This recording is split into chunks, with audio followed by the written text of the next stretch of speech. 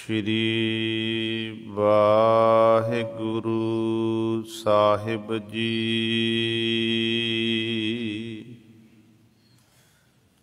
जो हमरी विद होती मेरे सतगुरा, सा विद तुम हर जानो आपे।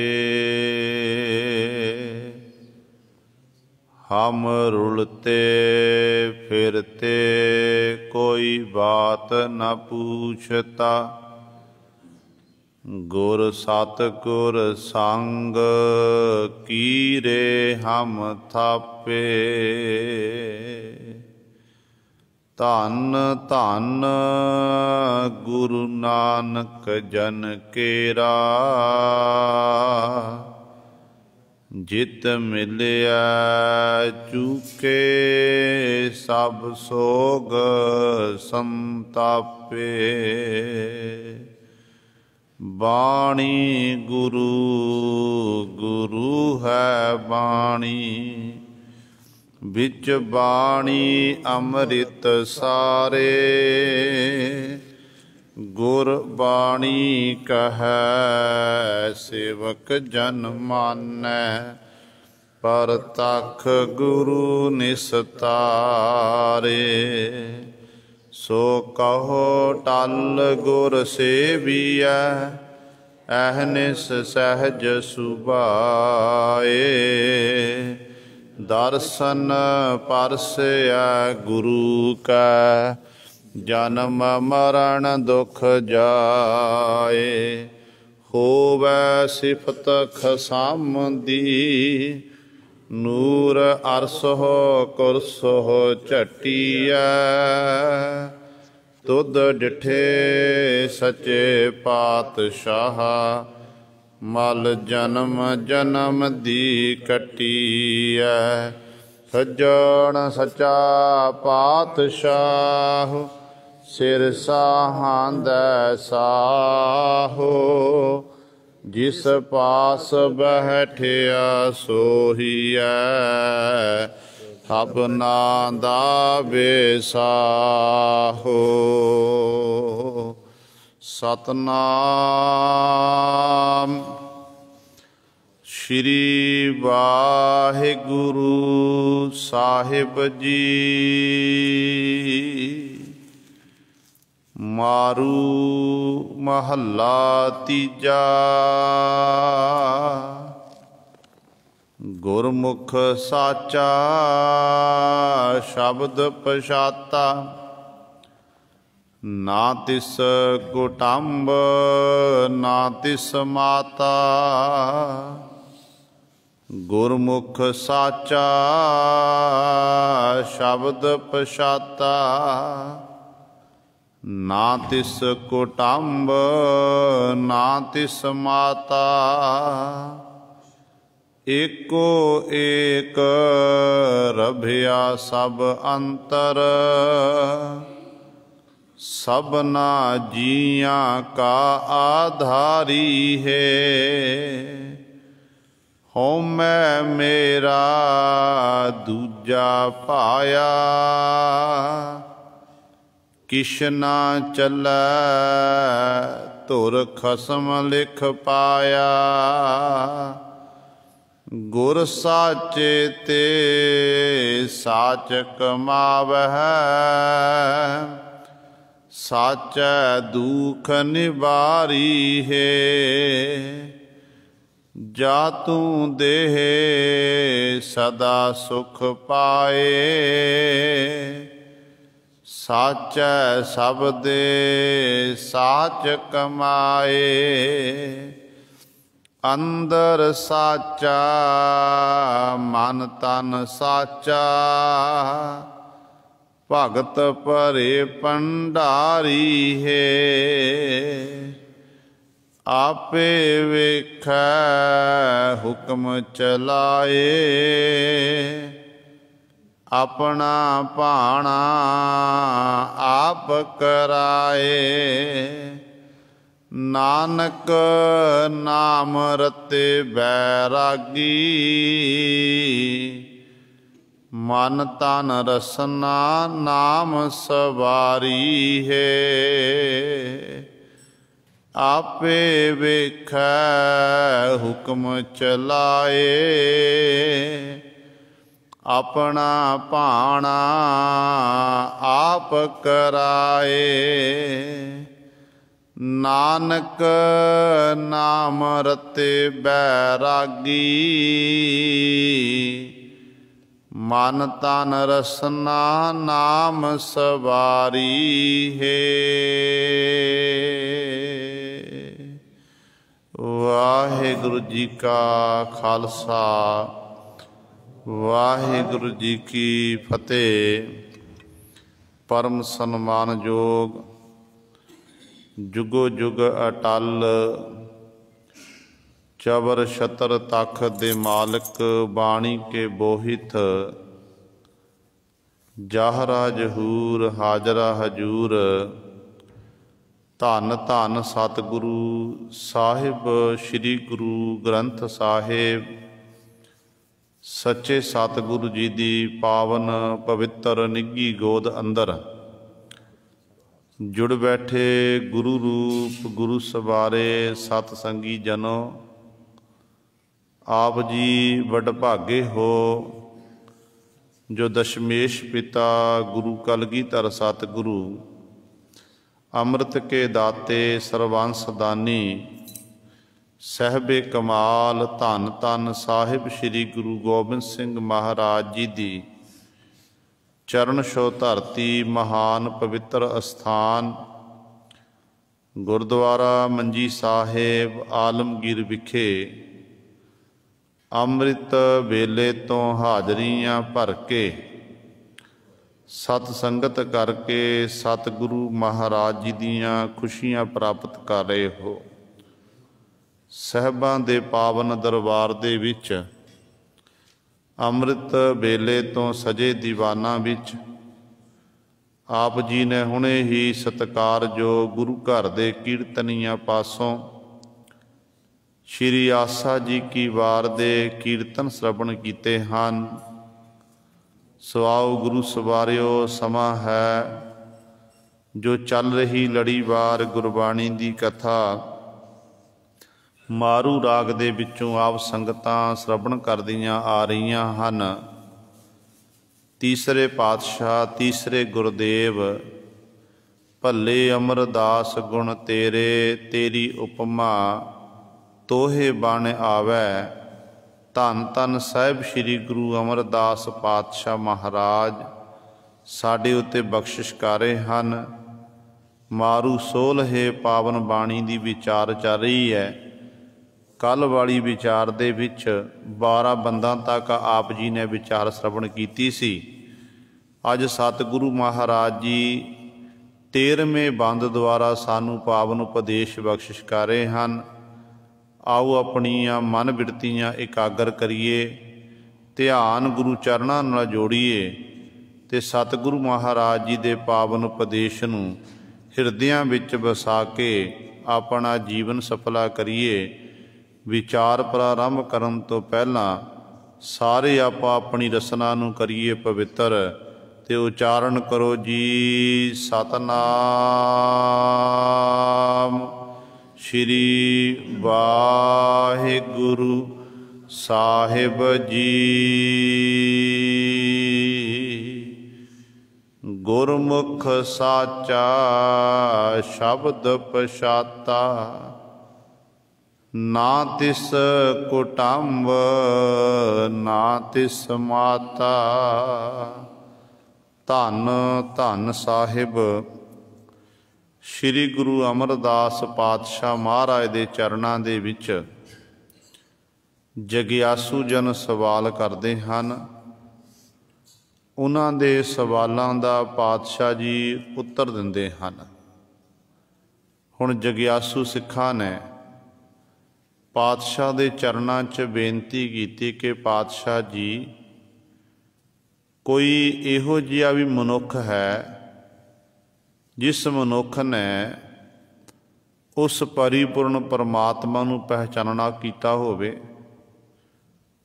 परमात्मा दे बाबत जिन्हों ज्ञान होवे, उस मालक नूं देखिया होवे, ते सतगुरु जी किरपा करके दसो वो परमात्मा है किहो जिहा, उहदा रूप रंग किहो जिहा है, उहदे माता पिता किहो जे हन।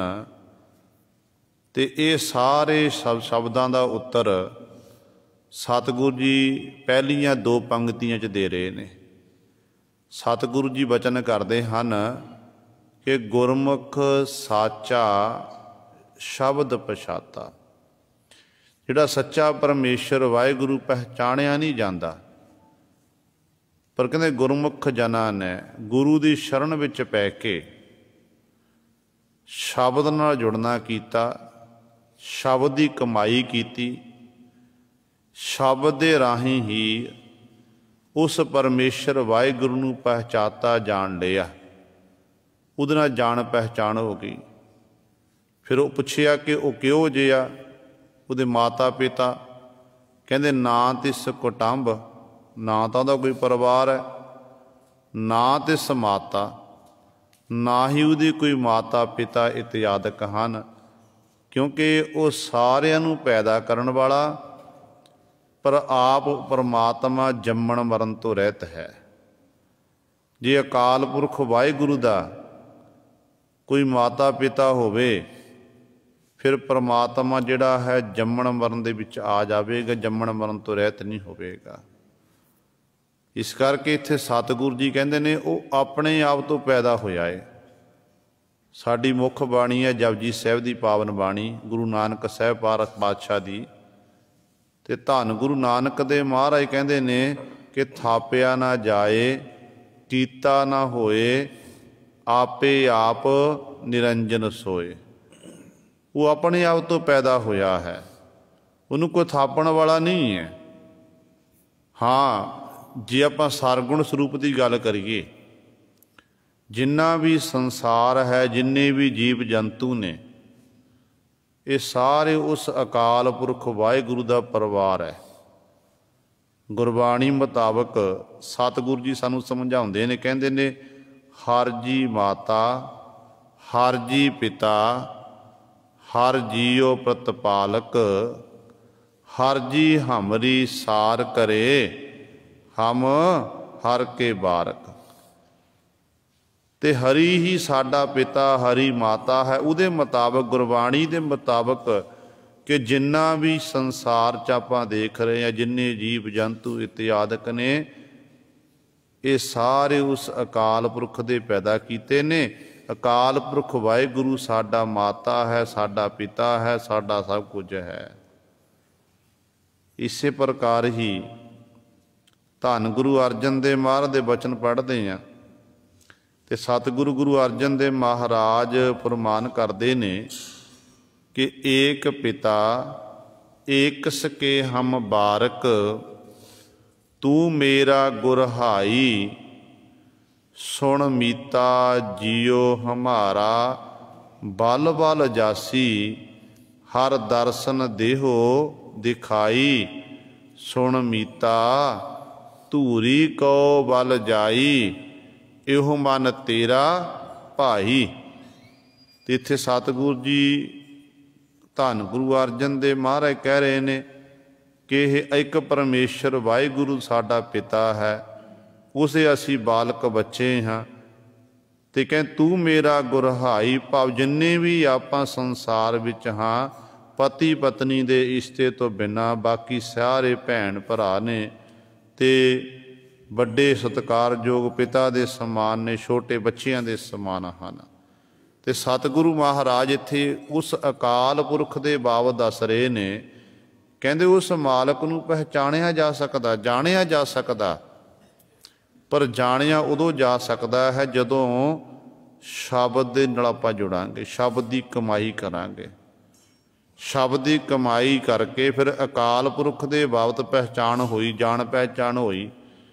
पुछ लिया कि वह वाहिगुरु है किहो जिहा, कहंदे ना तो उहदा कोई पिता, ना उहदा कुटुंब है, ना उहदी माता इत्यादि कुछ भी नहीं है।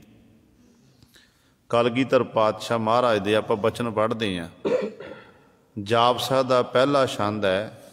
ਮੰਗਲਾਚਰਨ ਦੇ ਰੂਪ ਜੋ ਪਾਤਸ਼ਾਹ ਨੇ ਉਚਾਰਨ ਕੀਤਾ ਹੈ, ਚੱਕਰ ਚਿਹਨ ਅਰ ਵਰਨ ਜਾਤ ਅਰ ਪਾਤ ਨਹਿਨ ਜਿਹੇ, ਰੂਪ ਰੰਗ ਅਰ ਰੇਖ ਭੇਖ ਕਉ ਕਹਿ ਨ ਸਕਤ ਕੇ। ਕਹਿੰਦੇ ਨਾ ਭਾਈ ਉਹਦਾ ਕੋਈ ਚੱਕਰ, ਨਾ ਚਿਹਨ ਨਿਸ਼ਾਨੀ ਹੈ, ਨਾ ਕਹਿੰਦੇ ਜਾਤ ਹੈ, ਨਾ ਪਤ ਹੈ, ਨਾ ਉਹਦਾ ਰੂਪ ਰੰਗ ਹੈ। ਕਿਸੇ ਮਨੁੱਖ ਨੇ ਕਿਸੇ ਦੀ ਜਾਣ ਪਹਿਚਾਣ ਕਰਾਉਣੀ ਹੋਵੇ ਨਾ, ਕਿਸੇ ਪੁੱਛਿਆ ਜਾਵੇ ਕਿ ਫਲਾਣੇ ਮਨੁੱਖ ਦਾ ਹੁਲੀਆ ਕਿਹੋ ਜਿਹਾ ਹੈ, ਕਿਹੋ ਜਿਹਾ ਲਿਬਾਸ ਪਹਿਨਦਾ, ਰੂਪ ਰੰਗ ਕਿਹੋ ਜਿਹਾ ਹੈ, ਤੇ ਆਪਾਂ ਦੱਸਾਂਗੇ ਉਹਦਾ ਫਲਾਣੇ ਦਾ ਰੰਗ ਗੋਰਾ ਹੈ, ਫਲਾਣੇ ਦਾ ਰੰਗ ਕਾਲਾ ਹੈ, ਉਹਦਾ ਨੱਕ ਇਹੋ ਜਿਹਾ, ਕੰਨ ਇਹੋ ਜਿਹੇ, ਅੱਖਾਂ ਉਹਦੀਆਂ ਇਹੋ ਜਿਹੀਆਂ ਹਨ। ਉਹ ਫਿਰ ਉਹਦੇ ਚਿੱਤਰ ਬਣ ਜਾਂਦਾ ਹੈ। ਪਰ ਜਿਹਦਾ ਕੋਈ ਰੂਪ ਰੰਗ ਹੀ ਨਹੀਂ ਹੈ, ਉਹਦੇ ਬਾਬਤ ਗੁਰੂ ਸਵਾਰੇ ਆਪਾਂ ਕਿਵੇਂ ਬਿਆਨ ਕਰਕੇ ਦੱਸ ਸਕਦੇ ਹਾਂ। ਕਲਗੀਧਰ ਪਾਤਸ਼ਾਹ ਕਹਿੰਦੇ ਨੇ, ਨਾ ਰਾਗੇ ਨਾ ਰੰਗੇ ਨਾ ਰੂਪੇ ਨਾ ਰੇਖੇ। ਫਿਰ ਹੈ ਕਿਉਂ ਜਿਹਾ? ਕਹਿੰਦੇ ਅਕਰਮੰ ਅਭਰਮੰ ਅਗੰਝੇ ਅਲੇਖੇ। ਕਹਿੰਦੇ ਉਹ ਕਰਮਾਂ ਤੋਂ ਰਹਿਤ ਹੈ, ਉਹ ਭਰਮਾਂ ਤੋਂ ਰਹਿਤ ਹੈ, ਭਰਮਾਂ ਵਿੱਚ ਨਹੀਂ ਆਉਂਦਾ। ਆਪਾਂ ਸਾਰੇ ਭਰਮ 'ਚ ਫਸੇ ਹੋਏ ਨੇ। ਲੇਖੇ ਤੋਂ ਰਹਿਤ ਹੈ, ਆਪਾਂ ਲੇਖੇ ਜੋਖੇ ਵਿੱਚ ਹਾਂ, ਤੇ ਪਰਮਾਤਮਾ ਲੇਖੇ ਜੋਖੇ ਤੋਂ ਰਹਿਤ ਹੈ। ਵਾਰ ਵਾਰ ਆਪਾਂ ਜੰਮਣ ਮਰਨ ਦੇ ਵਿੱਚ ਪੈ ਰਹੇ ਹਾਂ, ਲੇਖਾ ਜੋਖਾ ਸਾਡਾ ਹੋ ਰਿਹਾ ਹੈ। ਗੁਰੂ ਪਾਤਸ਼ਾਹ ਕਹਿੰਦੇ ਤੂੰ ਲੇਖੇ ਜੋਖੇ ਜਦੋਂ ਰਹਿਤ ਹੋਣਾ ਨਾ, ਤੂੰ ਉਸ ਮਾਲਕ ਦੇ ਚਰਨਾਂ 'ਚ ਬੇਨਤੀ ਕਰ ਕਿ ਲੇਖੈ ਕਤਹਿ ਨ ਛੂਟੀਐ, ਖਿਨ ਖਿਨ ਭੂਲਣ ਹਾਰ, ਬਖਸ਼ਣ ਹਾਰ ਬਖਸ਼ ਲੈ, ਨਾਨਕ ਪਾਰ ਉਤਾਰ।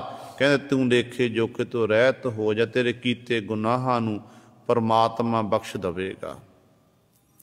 ਪਰ ਜੇ ਪਰਮਾਤਮਾ ਦੀ ਗੱਲ ਕਰੀਏ, ਨਿਰਗੁਣ ਸਰੂਪ ਦੀ ਗੱਲ ਕਰੀਏ, ਨਿਰਗੁਣ ਸਰੂਪ ਵਿੱਚ ਪਰਮਾਤਮਾ ਦਾ ਕੋਈ ਕੁਟੁੰਬ ਨਹੀਂ ਹੈ, ਪਰਿਵਾਰ ਨਹੀਂ ਹੈ, ਨਾ ਉਹਦੀ ਕੋਈ ਮਾਂ ਹੈ, ਨਾ ਪਿਤਾ ਹੈ, ਕੁਝ ਵੀ ਨਹੀਂ ਹੈ।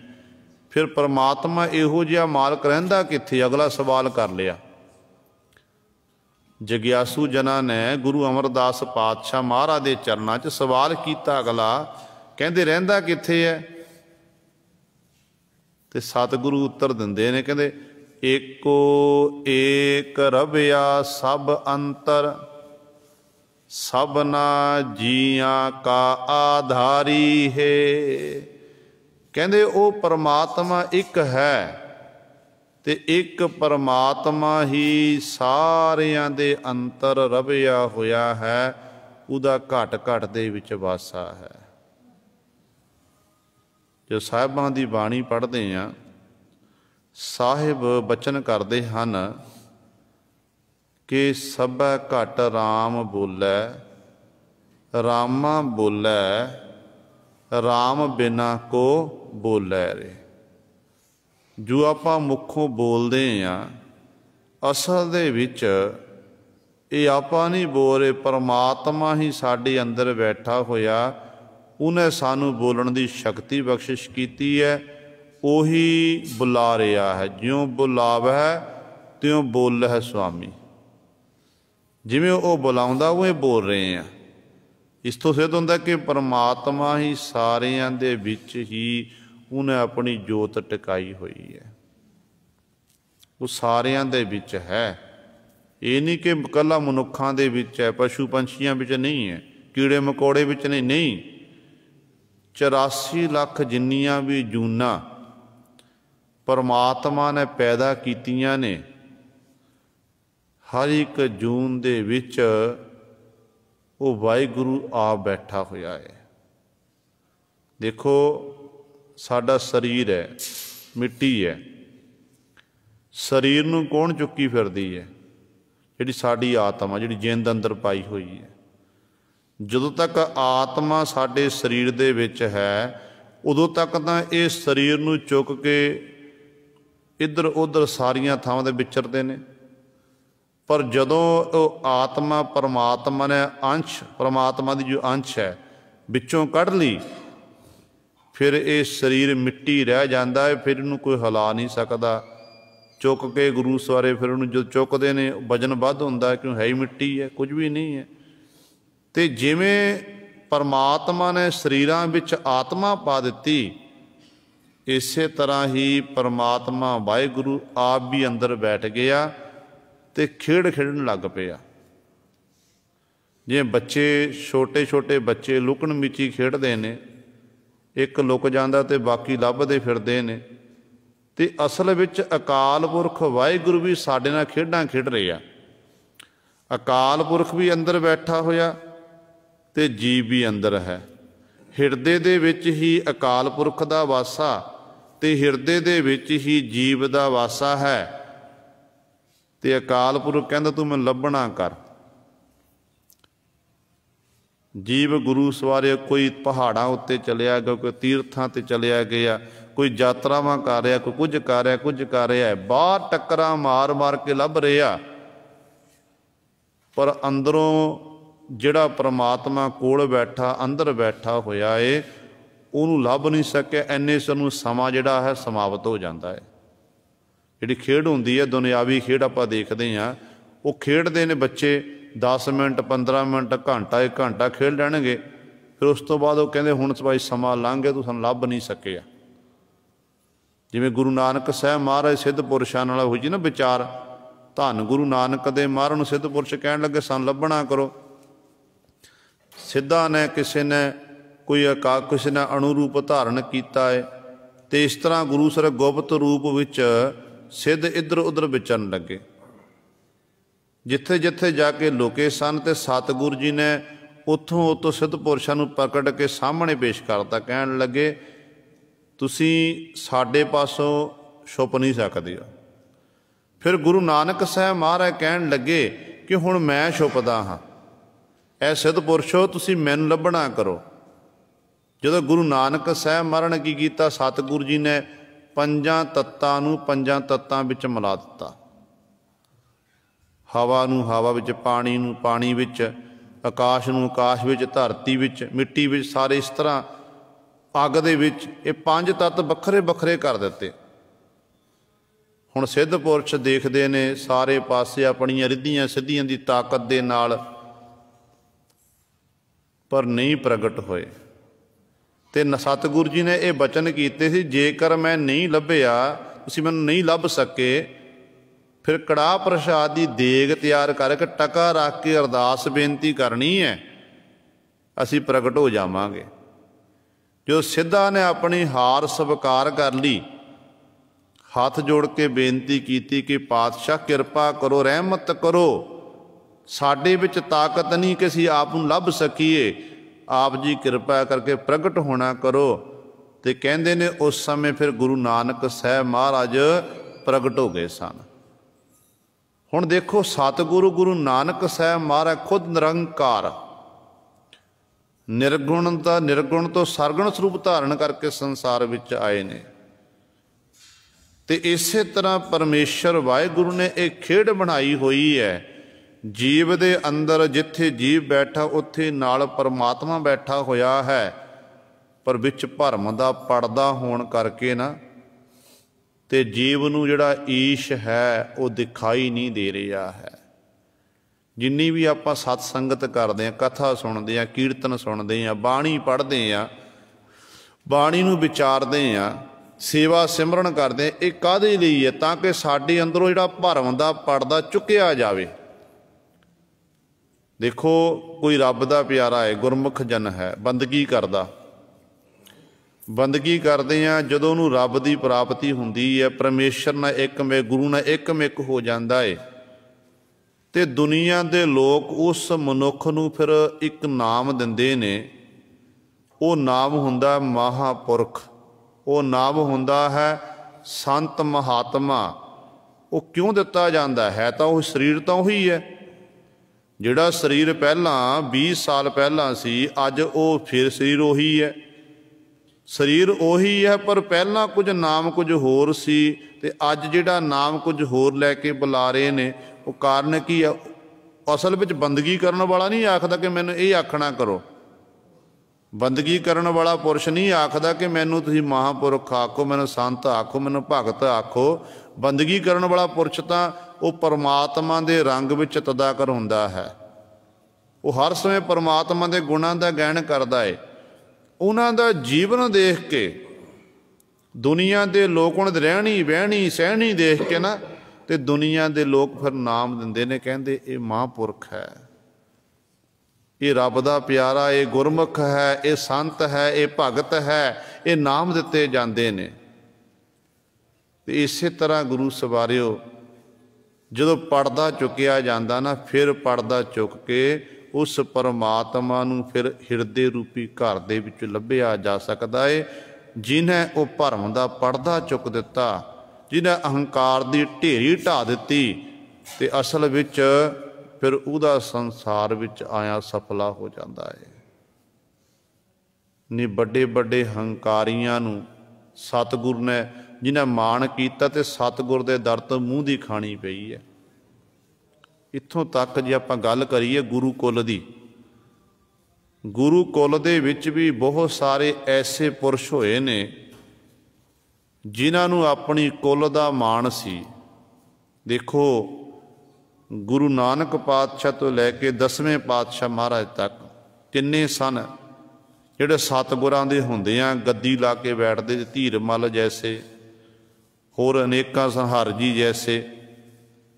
ਕਲਗੀਧਰ ਪਾਤਸ਼ਾਹ ਦੇ ਆਪਾਂ ਗੱਲ ਕਰੀਏ, ਜਿਸ ਸਮੇਂ ਦਸ਼ਮੇਸ਼ ਪਿਤਾ ਮਹਾਰਾਜ ਧੰਨ ਗੁਰੂ ਗੋਬਿੰਦ ਸਿੰਘ ਮਹਾਰਾਜ ਅਬਚਲ ਨਗਰ ਹਜੂਰ ਸਾਹਿਬ ਦੀ ਧਰਤੀ 'ਤੇ ਜਾ ਕੇ ਪਾਤਸ਼ਾਹ ਜੋਤੀ ਜੋਤ ਸਮਾਏ ਨੇ। ਜੋਤੀ ਜੋਤ ਸਮਾਉਣ ਤੋਂ ਪਹਿਲਾਂ ਗੁਰੂ ਸਾਹਿਬਾਨ ਨੇ ਬਚਨ ਕੀਤੇ ਸੀ ਕਿ ਆਗਿਆ ਭਈ ਅਕਾਲ ਕੀ, ਤਬੈ ਚਲਾਇਓ ਪੰਥ, ਸਭ ਸਿੱਖਨ ਕੋ ਹੁਕਮ ਹੈ, ਗੁਰੂ ਮਾਨਿਓ ਗ੍ਰੰਥ। ਗੁਰੂ ਗ੍ਰੰਥ ਸਾਹਿਬ ਮਹਾਰਾਜ ਨੂੰ ਪਾਤਸ਼ਾਹ ਨੇ ਗੁਰਗੱਦੀ ਦੇਣਾ ਕੀਤੀ। ਫਿਰ ਸਤਿਗੁਰੂ ਜੋਤੀ ਜੋਤ ਸਮਾਏ ਨੇ। ਇਤਿਹਾਸ ਗਵਾਹ ਹੈ ਕਿ ਜਿਸ ਵਕਤ ਸੰਨ 1704 ਦੇ ਵਿੱਚ ਗੁਰੂ ਗੋਬਿੰਦ ਸਿੰਘ ਮਹਾਰਾਜ ਨੇ ਆਨੰਦਪੁਰ ਸਾਹਿਬ ਛੱਡਣਾ ਕੀਤਾ ਸੀ ਨਾ, ਤੇ ਆਨੰਦਪੁਰ ਸਾਹਿਬ ਦੇ ਵਿੱਚ ਇੱਕ ਗੁਰਬਖਸ਼ ਨਾਮੇ ਜਿਹੜਾ ਗੁਰੂ ਮਹੰਤ ਸੀ ਨਾ, ਸਾਧ ਸੀ, ਉਸ ਗੁਰਬਖਸ਼ ਸਾਧ ਨੂੰ ਸਤਿਗੁਰ ਨੇ ਆਨੰਦਪੁਰ ਸਾਹਿਬ ਦੀ ਸਾਰੀ ਜ਼ਿੰਮੇਵਾਰੀ ਦੇਣਾ ਕੀਤੀ ਸੀ। 2 ਅਸਥਾਨ ਸੀ। ਇੱਕ ਅਸਥਾਨ ਸੀ ਗੁਰਦੁਆਰਾ ਭੋਰਾ ਸਾਹਿਬ, ਜਿਹਨੂੰ ਗੁਰੂ ਕੇ ਮਹਿਲ ਦੇ ਨਾਮ ਨਾਲ ਆਪਾਂ ਜਾਣਦੇ ਹਾਂ। ਦੂਜਾ ਸੀ ਗੁਰੂ ਤੇਗ ਬਹਾਦਰ ਪਾਤਸ਼ਾਹ ਮਹਾਰਾਜ ਦਾ ਅਸਥਾਨ ਗੁਰਦੁਆਰਾ ਸ਼ੀਸ਼ਗੰਜ ਸਾਹਿਬ, ਜਿੱਥੇ ਸਤਿਗੁਰ ਦੇ ਸੀਸ ਦਾ ਸੰਸਕਾਰ ਹੋਇਆ ਸੀ। ਇਹਨਾਂ ਗੁਰਦੁਆਰਿਆਂ ਦੀ ਟਹਿਲ ਸੇਵਾ ਗੁਰਬਖਸ਼ ਸਾਧ ਨੂੰ ਦਿੱਤੀ ਗਈ, ਤੇ ਪਾਤਸ਼ਾਹ ਨੇ ਬਚਨ ਕੀਤੇ। ਕਹਿਣ ਲੱਗੇ, ਇੱਥੇ ਤੁਸੀਂ ਝਾੜੂ ਪੋਚਾ ਲਾਣਾ, ਧੂਪ ਬੱਤੀ ਧਕਾਣੀ ਹੈ, ਜਦੋਂ ਤੇਰੀ ਲੰਗਰ ਲਾਣੇ ਨੇ। ਇਹ ਵੀ ਪਾਤਸ਼ਾਹ ਨੇ ਬਚਨ ਕੀਤੇ ਨੇ ਕਿ ਸੰਗਤਾਂ ਆਉਣਗੀਆਂ, ਲੰਗਰ ਲਾਣੇ, ਕੋਈ ਭੁੱਖਾ ਨਾ ਜਾਵੇ। ਤੇ ਗੁਰੂ ਸਵਾਰਿਓ, ਉਸ ਸਾਧ ਉੱਤੇ ਸਤਿਗੁਰ ਨੇ ਕਿਰਪਾ ਕੀਤੀ ਸੀ, ਤੇ ਸਾਧ ਵੀ ਨਾਮ ਰਸੀਆ ਸੀ, ਬੰਦਗੀ ਕਰਨ ਵਾਲਾ ਸੀ, ਪਰਮਾਤਮਾ ਦੇ ਗੁਣਾਂ ਦਾ ਗਾਇਨ ਕਰਨ ਵਾਲਾ ਸੀ। ਕਲਗੀਧਰ ਪਾਤਸ਼ਾਹ ਜੋਤੀ ਜੋਤ ਸਮਾਏ ਨੇ। ਇੱਧਰੋਂ ਸਤਿਗੁਰਾਂ ਦੀ ਕੁਲ ਦੇ ਵਿੱਚੋਂ, ਸੋਢੀ ਕੁਲ ਦੇ ਬਾਬਾ ਸੂਰਜਚੰਦ ਦੀ, ਸੂਰਜਮਲ ਦੀ ਅੰਸ਼ ਵੰਸ਼ ਵਿੱਚੋਂ ਇੱਕ ਭਾਈ ਗੁਲਾਬ ਰਾਏ ਜੀ ਹੋਏ ਨੇ। ਕਈਆਂ ਨੇ ਗੁਲਾਬ ਦਾਸ ਲਿਖਣਾ ਕੀਤਾ ਹੈ। ਇਹ ਗੁਲਾਬ ਰਾਏ ਫਿਰ ਇਹਨੇ ਖੰਡੇ ਬਾਟੇ ਦਾ ਅੰਮ੍ਰਿਤ ਛਕਿਆ। ਗੁਲਾਬ ਰਾਏ ਤੋਂ ਗੁਲਾਬ ਸਿੰਘ ਬਣਿਆ, ਗੁਲਾਬ ਸਿੰਘ ਬਣ ਗਿਆ। ਤੇ ਜਦੋਂ ਸਤਿਗੁਰ ਦਾ ਜੋਤੀ ਜੋਤ ਸਮਾਣਾ ਸੁਣਿਆ, ਕਹਿੰਦੇ ਨੇ ਆਨੰਦਪੁਰ ਸਾਹਿਬ ਦੀ ਧਰਤੀ ਤੇ ਫਿਰ ਇਹ ਗੱਦੀ ਲਾ ਕੇ ਬੈਠਣ ਲੱਗ ਪਿਆ।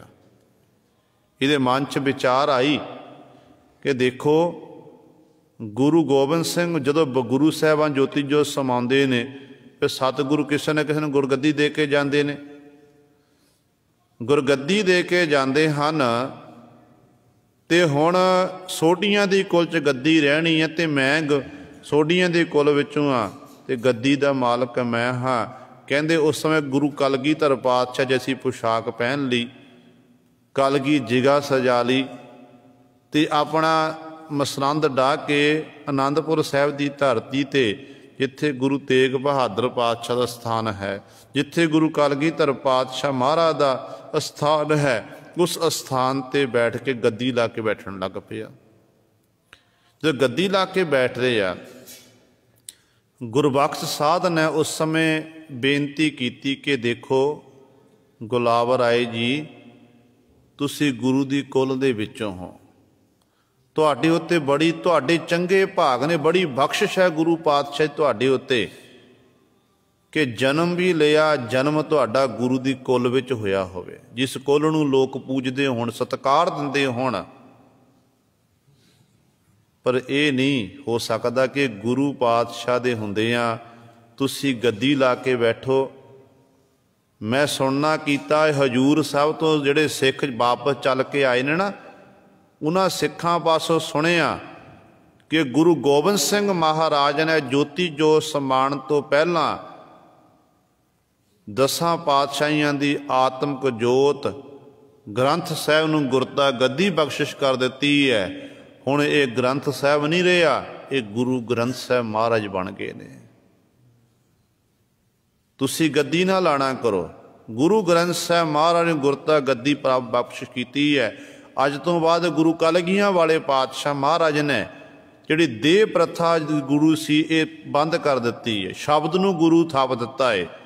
ਇਸ ਕਰਕੇ ਜੇ ਗੱਦੀ ਲਾਣੀ ਹੈ ਨਾ, ਭਾਈ ਗੁਰਬਖਸ਼ ਸਾਧ ਜੀ ਕਹਿਣ ਲੱਗੇ, ਜੇ ਗੱਦੀ ਲਾਣੀ ਹੈ ਤੁਸੀਂ ਇੰਝ ਕਰੋ, ਗੁਰੂ ਗੁਰਦੁਆਰੇ ਤੋਂ ਬਾਹਰ ਲਾਣਾ ਕਰੋ।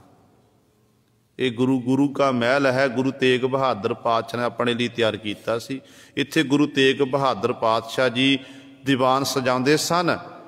ਗੁਰੂ ਤੇਗ ਬਹਾਦਰ, ਇਹੀ ਉਹ ਸਥਾਨ ਹੈ ਜਿੱਥੇ ਗੁਰੂ ਤੇਗ ਬਹਾਦਰ ਪਾਤਸ਼ਾਹ ਦੇ ਕੋਲ ਕਸ਼ਮੀਰੀ ਪੰਡਤਾਂ ਦਾ ਵਫਦ ਚੱਲ ਕੇ ਆਇਆ ਸੀ, ਜਿਨ੍ਹਾਂ ਨੇ ਆਖਿਆ ਸੀ ਕਿ ਪਾਤਸ਼ਾਹ ਸਾਡਾ ਧਰਮ ਖਤਰੇ ਵਿੱਚ, ਕਿਰਪਾ ਕਰੋ ਸਾਡੀ ਸਹਾਇਤਾ ਕਰੋ। ਤੇ ਇਹੀ ਅਸਥਾਨ ਹੈ ਜਦੋਂ ਗੁਰੂ ਕਲਗੀਆਂ ਵਾਲੇ ਪਾਤਸ਼ਾਹ ਮਹਾਰਾਜ ਨੇ, ਗੋਬਿੰਦ ਰਾਏ ਜੀ ਨੇ ਬਚਨ ਕੀਤੇ ਸੀ ਕਿ ਆਪ ਤੋਂ ਵੱਡਾ ਮਹਾਂਪੁਰਖ ਕਿਹੜਾ ਹੋ ਸਕਦਾ ਹੈ, ਆਪ ਜੀ ਇਹਨਾਂ ਦੇ ਧਰਮ ਲਈ ਆਪਣੀ ਸੀਸ ਦੀ ਕੁਰਬਾਨੀ ਦੇਣਾ ਕਰੋ। ਕਹਿਣ ਲੱਗੇ ਇਹ ਉਹ ਸਥਾਨ ਹੈ, ਇੱਥੇ ਤੁਸੀਂ ਗੱਦੀ ਲਾ ਕੇ ਨਾ ਬੈਠਣਾ ਕਰੋ। ਕਹਿੰਦੇ ਗੁਲਾਬ ਰਾਏ ਗੁੱਸੇ ਵਿੱਚ ਆ ਕੇ ਬੜੇ ਕਬੋਲ ਬੋਲ ਗੁਰਬਖਸ਼ ਸਾਧ ਨੂੰ ਬੋਲਣਾ ਕੀਤੇ ਤੇ ਉਹ ਗੁਰੂ ਕਾ ਪਿਆਰਾ ਸਿੱਖ ਸੁਣਦਾ ਗਿਆ। ਕਹਿਣ ਲੱਗਿਆ ਗੁਲਾਬ ਰਾਏ ਜੀ, ਤੁਸੀਂ ਸਤਿਕਾਰਯੋਗ ਹੋ, ਪਰ ਮੇਰੇ ਹੁੰਦਿਆਂ ਹੋਇਆਂ ਤੁਸੀਂ ਇਸ ਅਸਥਾਨ ਦੀ ਬੇਅਦਬੀ ਨਹੀਂ ਕਰ ਸਕਦੇ ਹੋ, ਕਿਉਂਕਿ ਮੈਨੂੰ ਮੇਰੇ ਗੁਰੂ ਗੋਬਿੰਦ ਸਿੰਘ ਮਹਾਰਾਜ ਨੇ ਇੱਥੋਂ ਦੀ ਸੇਵਾ ਸੌਂਪੀ ਹੈ। ਉਹ ਸਮਾਂ ਸੀ ਜਦੋਂ ਸਤਿਗੁਰੂ ਜੀ ਦਾ ਪਰਿਵਾਰ ਖੇਰੂ ਹੋਇਆ, ਬੱਚੇ ਸ਼ਹੀਦ ਹੋਣ ਦਾ ਸਮਾਂ ਸੀ, ਤੇ ਕਲਗੀਧਰ ਪਾਤਸ਼ਾਹ ਮਹਾਰਾਜ ਆਨੰਦਪੁਰ ਸਾਹਿਬ ਛੱਡਿਆ ਤੇ ਮੈਨੂੰ ਇੱਥੋਂ ਦੀ ਸੇਵਾ ਸੌਂਪੀ ਹੈ। ਤੇ ਮੇਰਾ ਫਰਜ਼ ਬਣਦਾ ਕਿ ਮੈਂ ਇਸ ਅਸਥਾਨ ਦੀ ਟਹਿਲ ਸੇਵਾ ਕਰਾਂ। ਇਸ ਅਸਥਾਨ ਉੱਤੇ ਉਹੋ ਜਿਹਾ ਕਰਮ ਨਾ ਹੋਵੇ ਜਿਹੜੇ ਕਰਮ ਕਰਨ ਦੇ ਨਾਲ ਮਾਨੋ ਗੁਰੂ ਪਾਤਸ਼ਾਹ ਦਾ ਨਰਾਦਰ ਹੋਵੇ। ਸਿੱਖ ਕਦੇ ਆਪਣੇ ਗੁਰੂ ਦਾ ਨਰਾਦਰ ਨਹੀਂ ਸਹਾਰ ਸਕਦਾ ਏ। ਕਹਿੰਦੇ ਜਦੋਂ ਸਤਿਗੁਰੂ ਕੇ ਸਿੱਖ ਨੇ, ਗੁਰਬਖਸ਼ ਸਾਧ ਨੇ ਇਹ ਬਚਨ ਕੀਤੇ ਤੇ ਗੁਲਾਬ ਰਾਏ ਬੜੇ ਗੁੱਸੇ ਵਿੱਚ ਆਇਆ। ਗੁੱਸੇ ਵਿੱਚ ਆ ਕੇ ਸਤਿਗੁਰਾਂ ਦੀ ਸ਼ਾਨ ਦੇ ਖਿਲਾਫ ਬੋਲਣ ਲੱਗਿਆ ਤੇ ਭਾਈ ਗੁਰਬਖਸ਼ ਸਾਧ ਤੋਂ ਰਿਹਾ ਨਹੀਂ ਗਿਆ। ਕਹਿਣ ਲੱਗਿਆ ਜਿਸ ਪਰਿਵਾਰ ਦਾ ਤੂੰ ਮਾਣ ਕਰਦਾ ਇਹ ਕੁਟੰਬ ਜਿਹੜਾ ਤੂੰ ਸਾਰਾ ਪ੍ਰਪੰਚ ਰਚ ਰਿਹਾ, ਕਾਹਦੇ ਲਈ? ਆਪਣੇ ਪਰਿਵਾਰ ਲਈ ਰਚ ਰਿਹਾ ਨਾ, ਬੱਚਿਆਂ ਲਈ ਰਚ ਰਿਹਾ ਹੈ। ਕਹਿੰਦੇ ਸੱਚ ਜਾਣੀ ਤੂੰ ਵੀ ਤੇ ਤੇਰੇ ਬੱਚੇ ਵੀ ਕੁਝ ਦਿਨਾਂ ਦੇ ਪ੍ਰਾਹੁਣੇ ਨੇ। ਇਹ ਬਚਨ ਕੀਤੇ ਸੀ ਗੁਰੂ ਸਵਾਰਿਓ, ਤੂੰ ਵੀ ਤੇ ਤੇਰੇ ਬੱਚੇ ਕੁਝ ਦਿਨ ਦੇ ਪ੍ਰਾਹੁਣੇ ਹਨ। ਕਹਿੰਦੇ ਜਦੋਂ ਇਹ ਗੁਰਬਖਸ਼ ਸਾਧ ਪਾਸੋਂ ਬੋਲ ਸੁਣੇ ਤੇ ਗੁਲਾਬ ਰਾਏ ਨੇ ਉਸ ਸਮੇਂ ਫਿਰ ਆਨੰਦਪੁਰ ਸਾਹਿਬ ਨੂੰ ਛੱਡ ਦਿੱਤਾ। ਆਨੰਦਪੁਰ ਸਾਹਿਬ ਤੋਂ ਜਦੋਂ ਆਪਾਂ ਕੀਰਤਪੁਰ ਸਾਹਿਬ ਤੋਂ ਥੋੜ੍ਹਾ ਅੱਗੇ ਜਾਂਦੇ ਹਾਂ, ਇੱਕ ਨਗਰ ਆਉਂਦਾ ਨੱਕੀਆਂ ਪਿੰਡ ਵਿੱਚ ਆ ਕੇ ਗੁਲਾਬ ਰਾਏ ਨੇ ਆਪਣਾ ਡੇਰਾ ਲਾਣਾ ਕੀਤਾ ਤੇ ਸਮਾਂ ਆਇਆ, ਕੁਝ ਸਮਾਂ ਬਤੀਤ ਹੋਇਆ, ਕੁਝ ਸਮੇਂ ਬਾਅਦ ਐਸੀ ਖੇਡ ਵਰਤੀ। ਇਹਦੇ 4 ਪੁੱਤਰ ਸਨ, ਚਾਰੇ ਪੁੱਤਰ ਚੜ੍ਹਾਈ ਕਰ ਗਏ ਤੇ ਥੋੜ੍ਹੇ ਸਮੇਂ ਬਾਅਦ ਗੁਲਾਬ ਰਾਏ ਦੀ ਵੀ ਮੌਤ ਹੋ ਗਈ ਸੀ। ਜਿਹੜਾ ਗੁਰੂ ਦੀ ਬਰੋਬਰਤਾ ਕਰਨਾ ਚਾਹੁੰਦਾ ਸੀ, ਉਹਦੇ ਨਾਲ ਇੱਕ ਗੁਰੂ ਕੇ ਸਿੱਖ ਨੇ ਬਚਨ ਕੀਤੇ ਤੇ ਬਚਨ ਸੱਤ ਹੋ ਗਏ ਗੁਰੂ ਸਵਾਰਿਓ।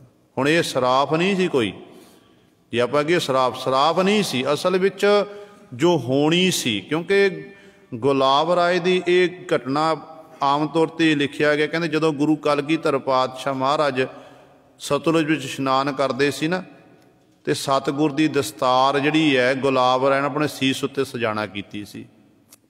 ਇੱਕ ਦੂਜੇ ਦੇ ਛੱਟੇ ਪਾਉਂਦੇ ਸੀ, ਜੇ ਸਤਿਗੁਰੂ ਬੁੱਕਾਂ ਭਰ ਭਰ ਕੇ ਸੁੱਟਦੇ ਸੀ ਤੇ ਉਦੋਂ ਇਹਨੇ ਆਪਣੇ ਸੀਸ ਉੱਤੇ ਦਸਤਾਰ ਸਜਾਈ, ਚੁੱਕ ਕੇ ਕਾਲੀ ਨਾਲ ਸੀਸ ਉੱਤੇ ਦਸਤਾਰ ਰੱਖੀ ਸੀ।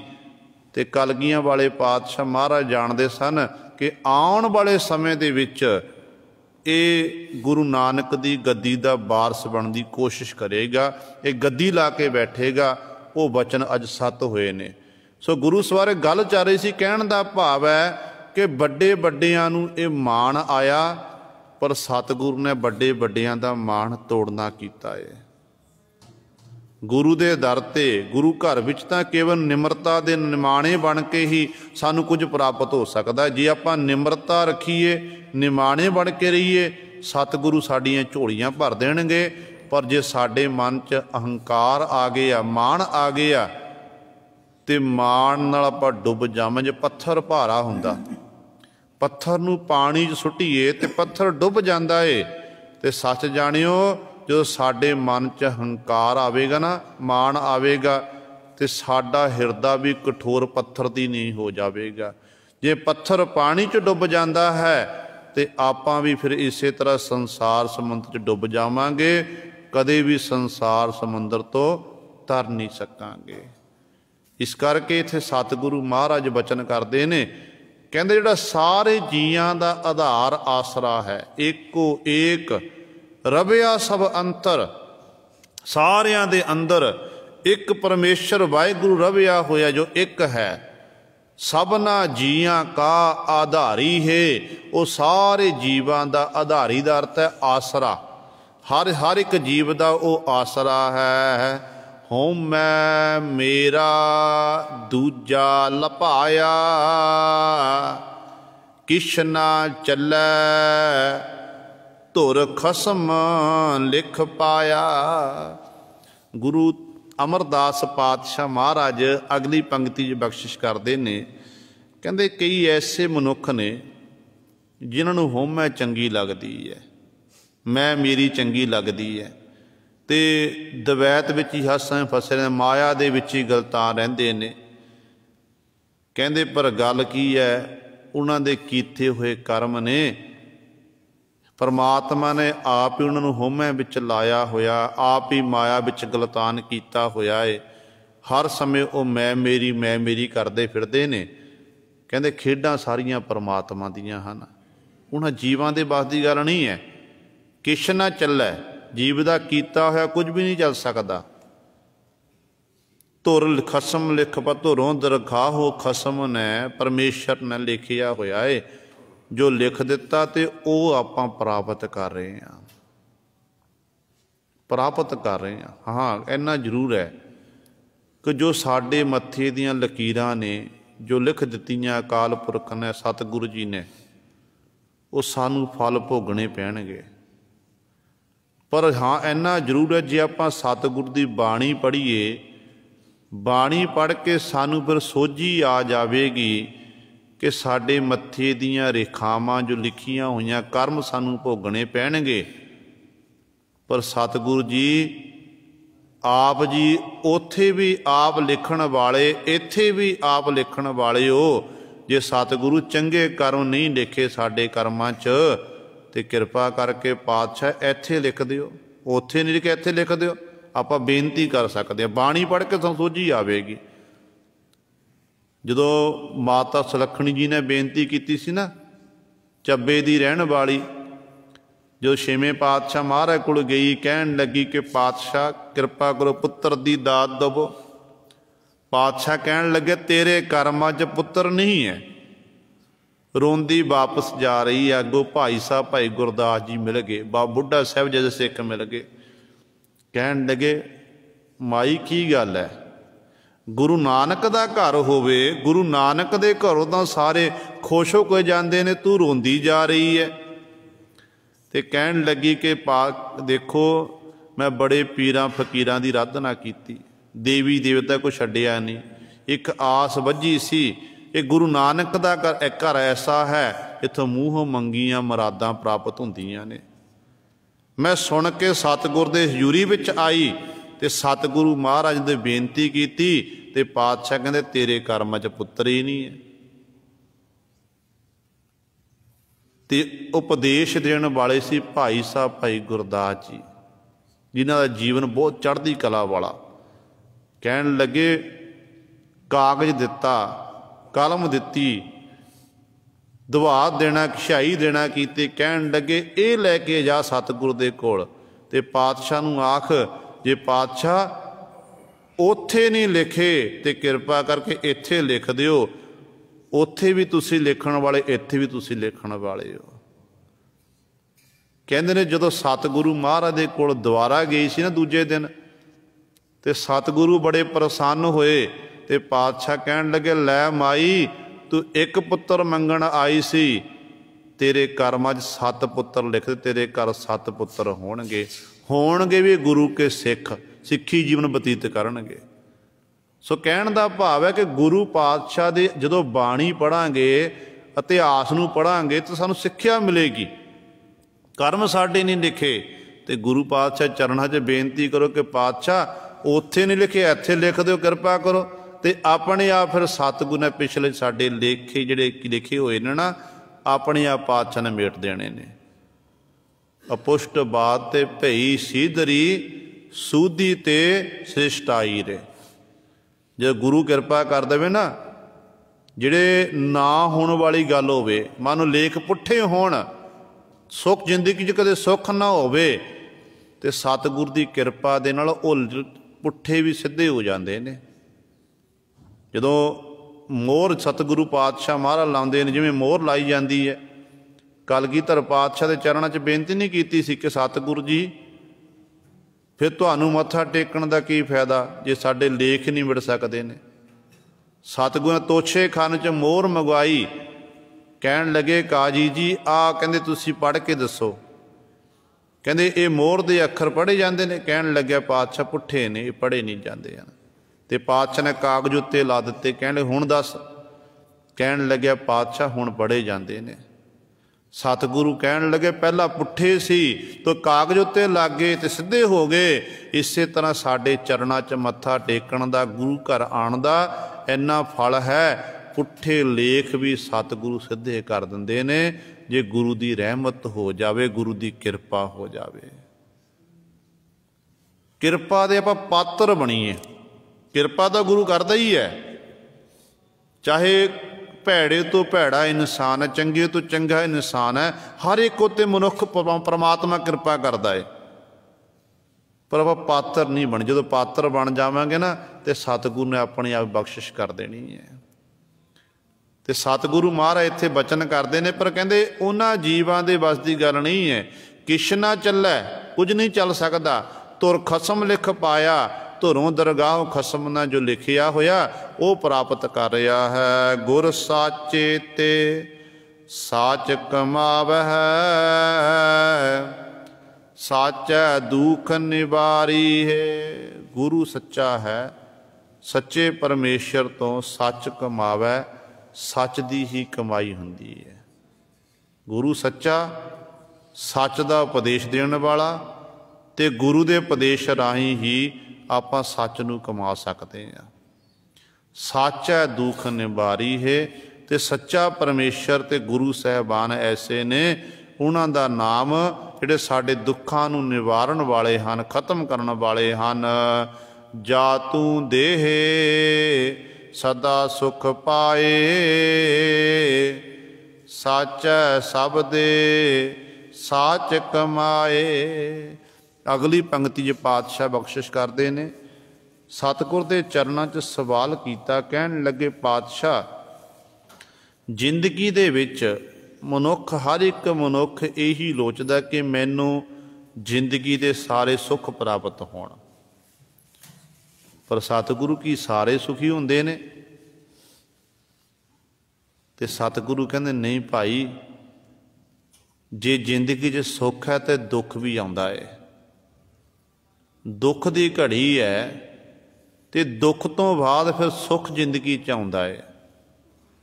हुण जे आपां गुरु पातशाह दे जीवन की गल करिए, कलगीधर पातशाह नूं किड्डा बड़ा दुख आया। एक पिता दे सामने मैदाने जंग च पुत्र शहीद हो जाना, अपना नगर आनंदपुर साहिब नूं छड्डना पैना, छड्डिया ते गुरु सवारियो बच्चे परिवार का कोई पता नहीं कित्थे ने। एक किड्डा बड़ा दुख है। सब कुछ कुर्बान करके गुरुदेव जी दमाशी बाड़े के जंगलों च बहिंदे ने ना, अकाल पुरख वाहिगुरु का धन्नवाद करते, टिंड का सराहना ला के ते सतगुरु महाराज उत्थे ख्याल पातशाही दसवीं उचारण करते हैं। मित्र प्यारे नूं हाल मरीदां दा कहना, तुद बिन रोग रजाइयां दा ओढ़ण, नाग निवासां दे रहना। सतगुरु जी उस मालक दे धन्नवाद करते ने, मालक नूं सुनेहा दे रहे ने। दस्सिया पातशाह ने कि भाई बड़े तो बड़ा दुख क्यों ना आ जावे सिखा, दुख वेले ते घबराना नहीं है। दुख वेले घबराना नहीं है। जे दुख आया तो सुख भी आवेगा, सुख है तो सुख दुख भी तब्दील होवेगा। तो ये खेडां सारियां अकाल पुरख वाहिगुरू दियां हन। पर हाँ जिहदे उत्ते मालक बख्शिश कर दवे, कहंदे उहनूं फिर सुख पांदे, वो सुख पाए। जा तूं दे जिहनूं तूं दिंदा मालक जी, वो सदा सुख पाए, सदीवी काल लई सुख प्राप्त कर लैंदा है। जिवें आपां सतगुर दे बचन पढ़दे हां, सुखनी साहिब की पावन बाणी च पातशाह जी बचन करते ने सलोक दे विच कि सुखी बसै मसकीनियां, आप निवार तले, बड़े बड़े अहंकारियां, नानक गर्भ गले। मसकीन नाम गरीब का भी है, निमरता का। ते इहदे परथाए एक साखी भी महापुरख जोड़ते होंदे ने। कहंदे ने एक मसकीनिया नामे पहलवान होया। मसकीनिया नामे पहलवान जिहड़ा बड़ा तकड़ा सी, उन्होंने कोई भी अज तक हरा नहीं सकिया। नगर के लोगों ने जिहड़े मुखी सन उन्होंने ढंढोरा फरा दिता कि जिहड़ा मसकीनिया की पिठ लावेगा, इनू ढा लवेगा, उन्होंने फिर इन्नी माया दिती जाएगी। एक गरीबड़ा गुरु का सिख सी, जिहदी लड़की नौजवान लड़की की शादी, ते शादी विच खर्च होना, फिर घर विच कोई पैसा नहीं सी, पैसा कोई नहीं सी। कहंदे जदों उन्हें खबर सुनी है कि जिहड़ा मसकीनियां दी पिठ लावेगा नूं इन्नी माया मिलेगी, सोचदा कि इन्नी माया जे मैनूं मिल गई, इस माया दे नाल मेरी लड़की दी शादी वधिया हो जानी है। ते ये मैदान भी चलिया गया। लोग दे के हसदे ने, एक पास सुक्किया होया पतले शरीर वाला, दूजे पासे मसकीनियां पहलवान।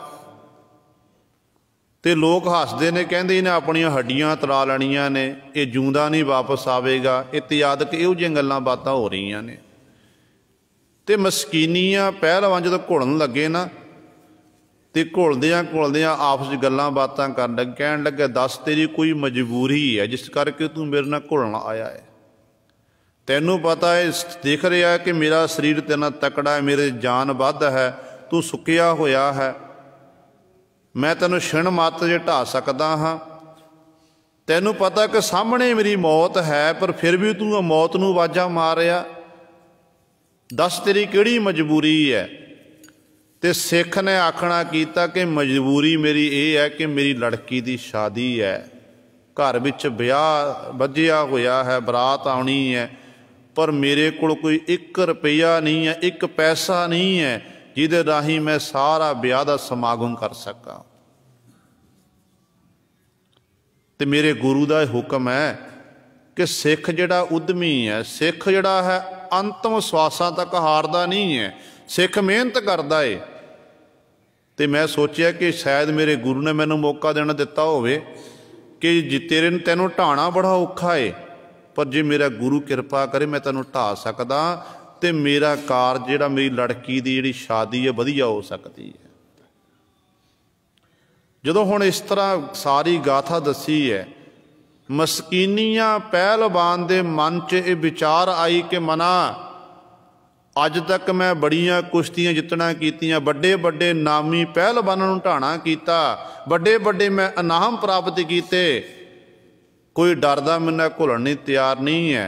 मना अज मैं हार के देखना करा, ये जिवें ये मैं हार के अज मैं हारांगा तो मेरे करके एक बड़ा परोपकार हो जावे, गरीब सिख की लड़की की शादी हो जाएगी तो मेरा भी दुनिया में नाम रह जाएगा। कहते ने जदों इस तरह घोल कारण तो मस्कीनियां पहलवान आप ढह गया, लोगों ने ताड़ियां मारियां, खुशी मनाना की, ते उस सिख नूं कहंदे माया दिती गई। सिख ने अपनी लड़की की शादी की ते पंजवें पातशाह महाराज नूं सारी एक खबर पता लगी ते पंजवें गुरदेव महाराज ने फिर इस श्लोक उच्चारण किया, कहन लगे सुखी बसै मस्कीनियां आप निवार तले, बड़े बड़े अहंकारियां नानक गर्भ गले। ते यही बचन सतगुरु इत्थे कर रहे ने कि जा दुख जा तू देहे सदा सुख होवाए। परमात्मा जो तू दिंदा, तू बख्शिश करदा है, फिर वो जीव सदा सुख पाए, सदीवी काली वो सुख प्राप्त कर लैंदा है। साचै शब्दे साच कमाए, सच्चे शब्द नाल जुड़ के वो साच कमाए, सच की कमाई करते हैं। अंदर साचा मन तन साचा, भगत परे भंडारी है। गुरु पातशाह महाराज बख्शिश करते ने कि जिन्हां दे अंदर साचा, अंदर सच है ना, तो उन्हां दा फिर मन भी तन भी सच्चा है। मन च फिर झूठ नहीं है, प्रेम नहीं है, छल नहीं है, कपट तो रहत ने। वो मन करके सच्चे ने, तन करके सच्चे हैं।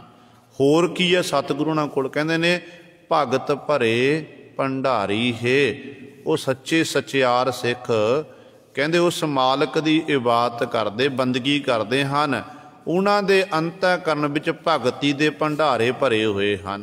परमेश्वर उन्हां नूं भगती दे भंडारे बख्श दिंदा है। आपे वेखै हुक्म चलाए, अपना पाना आप कराए।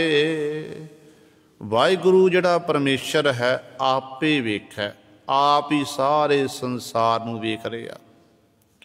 जिन्ने भी जीव जंतु पैदा किए ने, जीवां दे कर्मां विच भी आप पाया ते कर्म करवा रहा ते वेखदा आप है वाहिगुरू। ते अपने हुक्म दे विच ही हर एक नूं चला रहे हैं, कोई भी उहदे हुक्म तो बाहर नहीं है। एक ना पासों चंगियाई वाले काम करा रहे हैं, एक ना पासों सारी जिंदगी बुराई करा रहे हैं। ये सारियां खेडां परमात्मा दियां ने। जे बुराई संसार विच ना होवे, चंगियाई दा मुल नहीं पैना। चंगियाई दा मुल तां पै रहा जे बुराई है। चंगियाइयां बुराइयां बाचा धर्म हदूर। ते परमात्मा दियां ये खेडां ने, ते आप ही परमात्मा लेखे जोख च लाया होया हर एक जीव नूं। वो वाहिगुरू परमात्मा दियां सारियां ये खेडां ते अपने हुक्म दे विच ही सारे एक नूं चला रहा है। अपना भाणा आप कराए। हुण भाणा शब्द दो अखरां दा है। भाणा कह देना सौखा है, भाणा सुन लेना सौखा है, पर भाणा मनना बड़ा औखा है। गुरु सवारियो, जिन्हां ने भाणा मनिया ना, बंद बंद कटा के भी आख्या तेरा किया मीठा लागे। तत्ती तवी उत्ते बैठे फिर भी भाणे नूं मिठा करके मनिया। उबलदे देगियां विच बैठे अपने शरीर नूं आलू वांग उबाल लिया, फिर भी तेरा कीया मीठा लागे आख रहे ने। सिरां दे मुੱਲ पे नेजियां उत्ते बच्चियां नूं परोया गया, गलां विच टोटे टोटे कर बच्चियां दे हार पाए गए, ते वो बीबियां फिर भी कहंदियां ने नानक नाम चढ़दी कला, तेरे भाणे सरबत दा भला। ये भाणा शब्द कह देना सौखा ते भाणा मनना बड़ा औखा है। ते गुरु कृपा करे, परमेश्वर कृपा करे, फिर ये भाणा मन्निया जा सकता है। गुरुदेव गुरु कलगीधर पातशाह ने मन्निया। सामने पुत्र शहीद होया साहिबजादा बाबा अजीत सिंह जी। कलगियां वाले पातशाह महाराज दे नेत्रां चों हंझू नहीं टिकिया, चढ़दी कला च जकारे लाउंदे ने। जदों सतगुरु महाराज दे चारे पुत्र शहीद हो गए, दो सरहंद दीआं नीहां विच, दो चमकौर दी गढ़ी दे विच, ते पातशाह मालवे इलाके विच पहुंचे ने। भाई आलम सिंह ते होर सिख जिहड़े सतगुर दे कोल सी, कहते सिंह बराक करन लगे। सिंह बराक करदे ने कि कलगियां वाले पातशाह महाराज दे चारे साहिबजादे, चारे फरजंद शहीद हो गए ने। इन्हां राही ही बच्चियां राही अगे कुल चलदी है, ते पातशाह दे बच्चे चारे शहीद हो गए ने। कह सिंह बराक करते ने, ते कलगीधर पातशाह कहन लगे धरती उत्ते लकीरां खिंचो। लकीरां खिंचियां गईयां। पातशाह कहन लगे फिर इन्हां लकीरां नूं मटेना करो। कहंदे सिख ने हत्थां नाल मटे दित्तियां। कहन लगे जदों लकीरां बनाईयां सी, लकीरां खिंचियां सी, तैनूं कोई फर्क पिया सी? कहन लगा नहीं। जदों मटेना कीतियां कहंदे नहीं। ते सतगुरु कहंदे इसे तरह ही परमात्मा दे भेजे हुए साहिबजादे सी, परमात्मा ने संसार विच भेजे आ। जिहड़े कारज उन्हां दे जिम्मे लाए हुए सन, वो कारजां नूं करके वो अमरापुरी नूं वापस चले गए ने, ते साडा संबंध इन्ना कोई सी। सो गुरु सवारे कहण दा भाव है, गुरु पातशाह ने जे भाणे दी गल कीती है, ते पातशाह ने भाणा आप मन्निया है। मन के दस्सिया सिक्खा, बड़े तो बड़े औंकड़ दा समा, दुख दी घड़ी क्यों ना आ जावे, ते दुख वेले गुरु नूं उलांभे नहीं देने, ते गुरु दे भाणे नूं मिठा करके मनना है। ते सतगुरु कहंदे ने अपना भाणा आप कराए। वो परमेश्वर वाहिगुरु अपना भाणा आप कराउंदा है, भाव अपनी रजा भी, अपना हुक्म आप ही वो मनाउंदा है। नानक नाम रते बैरागी, मन तन रसना नाम सवारी है। नानक गुरु जी उचारण करते हैं, जिहड़े नाम विच रते तदाकार हन, असल विच वो बैरागी हन। उन्होंने फिर बैराग प्राप्त होया। घर बार छड्ड देना, जंगलों च बह जाना, ये बैराग नहीं है। जिन्हां दे अंदर नाम च मस्त हो गए, नाम दे असल विच वो बैरागी हन, क्योंकि वो मन करके, तन करके, रसना करके हर समय उस मालक दा जस करते ने, मालक दी वडियाई करते हैं। अपने अंतःकरण रूपी घर नूं इस तरह नाम जप के चंगी तरह वो सवार लेंदे हन, सोहना बना लेंदे हन। ये गुरु सवारे सतगुरु महाराज ने साडे उत्ते बख्शिश कीती है। दास तो बोलदे तो एक नहीं अनेक